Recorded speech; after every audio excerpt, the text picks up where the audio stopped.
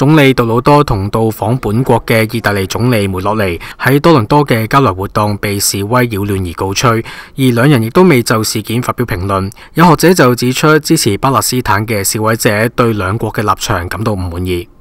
Countries such as Canada or Italy are seen as being supportive of one side of that conflict.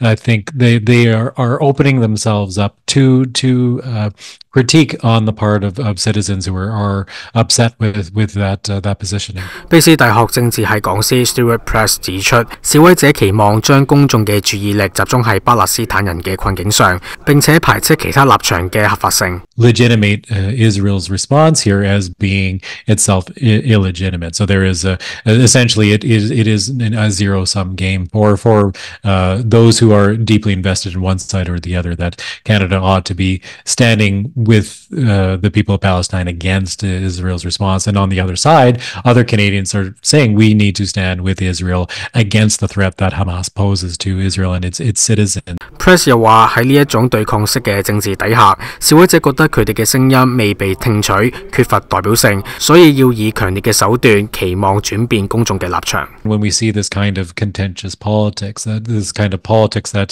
goes to the edges of what we consider to be conventional, normal politics, and maybe even steps over that line, it tends to be associated with attempts to try to shift the conversation in ways that those who are undertaking those protests feel is necessary. And it doesn't always work.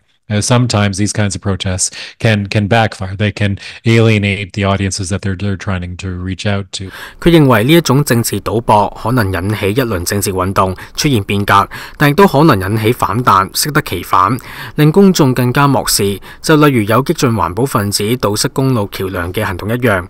Press 相信以哈衝突反映兩極化嘅立場，而喺加拿大嘅民主體制底下示威，亦都要有底線。